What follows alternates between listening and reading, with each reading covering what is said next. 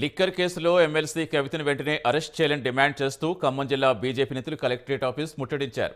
సారా కాస్తానని గిరిజన మహిళలకు కేసులు పెట్టి వేధింపులకు గురిచేస్తున్నారని, అదే లిక్కర్ కేసులో ఉన్న ఎమ్మెల్సీ కవితను ఎందుకు అరెస్ట్ చేయరని డిమాండ్ చేశారు.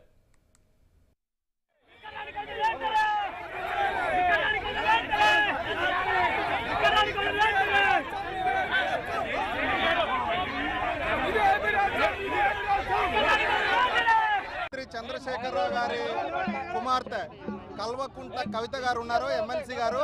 వారు సారా కుంభకోణంలో, లిక్కర్ కుంభకోణంలో ఇరుక్కుపోయారు.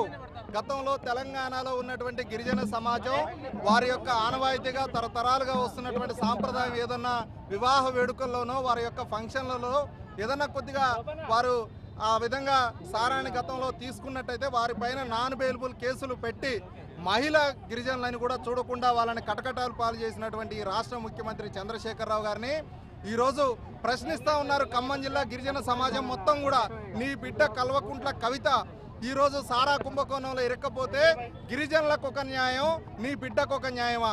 అవినీతి ఆరోపణలు ఎదుర్కొంటున్నటువంటి కల్వకుంట్ల కవితని ప్రగతి భవన్లో కూర్చోబెట్టుకొని ముఖ్యమంత్రి చంద్రశేఖరరావు గారు కాపాడేటువంటి ప్రయత్నం చేస్తున్నారు అని చెప్పి మా యొక్క రాష్ట్ర శాఖ అధ్యక్షులు బండి సంజయ్ కుమార్ గారు ఏదైతే చెప్పారో కల్వకుంట్ల కవితని అరెస్ట్ చేయాలని చెప్పి ఆ పిలుపు మేరకు ఖమ్మంలో ఉన్నటువంటి గిరిజన సమాజం మొత్తం కూడా ఈరోజు స్పందించి జిల్లా కలెక్టర్ కార్యాలయం